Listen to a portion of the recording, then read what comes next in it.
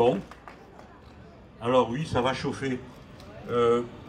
Quelqu'un a dit tout à l'heure, il faut politiser le sujet. Il l'est hautement. Je commence par Monsanto. Pas Monsanto, le chlordécone.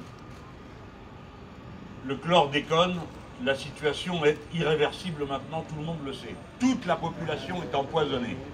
Il n'existe pas de recherche fondamentale qui nous permet de savoir de quelle manière l'épandage du produit a entraîné par voie de conséquence d'autres maladies. On a donc, première chose, un besoin de recherche fondamentale dans ce domaine. Et une recherche, pardon de le souligner, qui doit être nécessairement genrée, car les conséquences ne sont pas les mêmes pour les hommes comme pour les femmes à propos des pesticides. Et ce que nous avons pu voir jusqu'à présent, c'est qu'on traite du problème en général et qu'on s'est beaucoup moins soucié des aspects genrés des conséquences de l'empoisonnement collectif. Deuxièmement, ça veut dire que pour les territoires qui ont été chlordéconés, il faut, proposer une agriculture vivrière indemne du chlordécone. C'est facile à dire, mais pas facile à faire, parce qu'il faut trouver les terres qui sont indemnes. Ou bien, il faut produire la terre indemne, parce qu'on en est là. La terre arable indemne, c'est-à-dire débarrassée du chlordécone. Si on fait ça, et qu'on trouve les paysans pour le faire, il faut évidemment empêcher la concurrence des produits qui arrivent et qui sont produits en Europe et déversés sur les marchés antillais des Caraïbes. C'est vrai aussi pour l'océan Indien à La Réunion, qui interdit la production locale. Par conséquent, il faudra mettre des mesures de protectionnisme écologique. Alors, il y en a à qui le seul mot de protectionnisme déclenche de l'urticaire, mais là, il n'y a pas d'autre solution, sinon il n'y aura pas de production locale. Et cette question est d'autant plus importante que l'Europe, j'ai oublié le nom technique que ça porte, fait des territoires dits ultra-périphériques, les RUP, l'endroit où on envoie tout ce dont on ne sait plus quoi faire sur le marché continental. Donc vous avez des produits qui arrivent à prix plus que cassé, puisque de toute façon ils s'en foutent de savoir le prix de ces produits, tout ce qui compte c'est qu'ils s'en débarrassent. Ça aussi c'est terminé. Alors ça peut faire enrager, parce que ce sont des produits qui sont vendus à des prix peu chers. Donc vous voyez que sur une question, l'empoisonnement, on trouve tout le reste. Comment on produit, comment on crée une agriculture vivrière bio, et donc comment on prend des mesures, je vous dis ce que j'en pense moi, que j'appelle anticapitaliste. Parce que si la seule logique, c'est l'accumulation, il ne faut rien faire de tout ça. Et si la logique, c'est la rupture, alors il faut rompre avec certains droits. Ça, c'est pour le chlordécone. Et rapidement dit. Deuxième idée, la question du glyphosate. Alors, je dois vous dire une très mauvaise nouvelle. Très mauvaise nouvelle. La très mauvaise nouvelle, il y en a même deux. La première mauvaise nouvelle, c'est le ministre de l'Agriculture. Et la deuxième mauvaise nouvelle, c'est la ministre de l'Écologie. Alors, bon, d'habitude, on dit, ah ben, laissez-leur une chance. Ben, ça tombe bien, ils l'ont déjà eu. Sur la question du glyphosate, une nuit, en 2018, à l'Assemblée nationale, un amendement à la faveur de la nuit profonde a été adopté pour interdire le glyphosate. Le ministre s'est évanoui, puis il s'est repris, et il a décidé de faire une deuxième lecture de l'amendement. Il devait être à peu près, disons, 2h30 du matin. Et la deuxième lecture a eu lieu à 4h du matin. Et à 4h du matin, sur nos bancs, je parle pour nous, il en restait un, qui a eu le bon réflexe. Il a immédiatement déposé une demande de scrutin public, c'est-à-dire l'obligation pour tout le monde de dire comment il votait individuellement.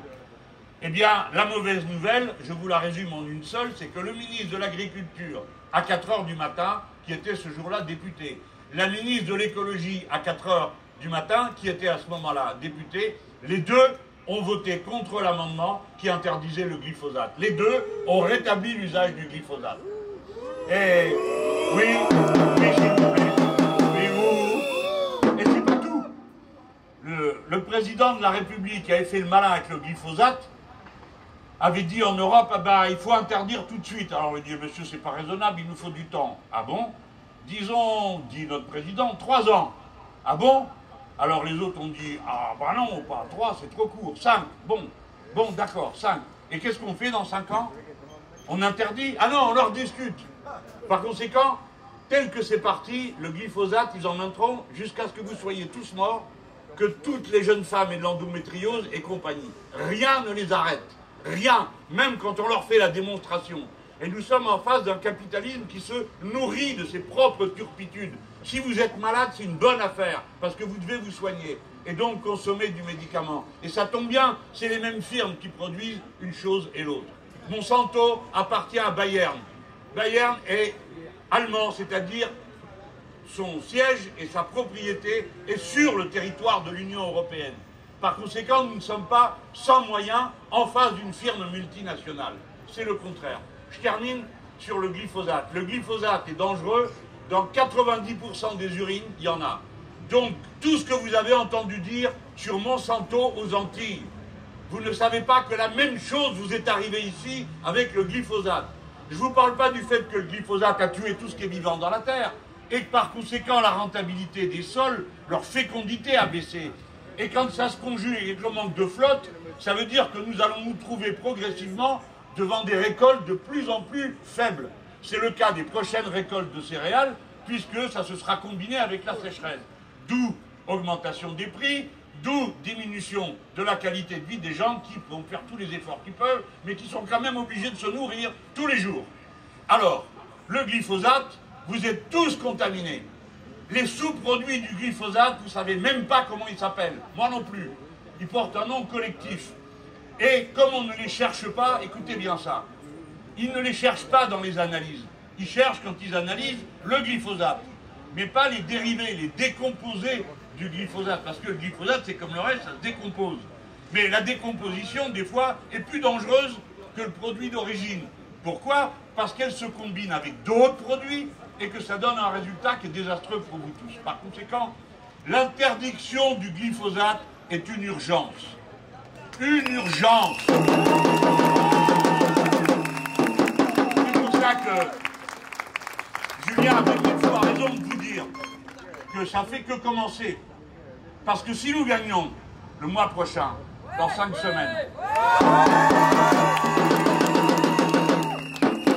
n'allez pas vous figurer une seconde que les lobbies de la chimie, les grands lobbies de l'agriculture pilotés par certains syndicats vont rester inertes et nous regarder faire.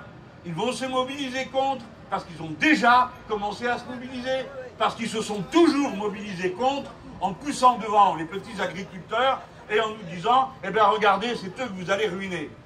C'est eux qui ont ruiné l'agriculture. C'est ce syndicalisme-là, majoritaire, qui a ruiné l'agriculture, qui fait qu'il reste si peu d'agriculteurs. C'est de leur faute, c'est eux qui ont saccagé la terre, l'agriculture, la nature. Et par conséquent, ils nous doivent des comptes. Et regardez-moi bien,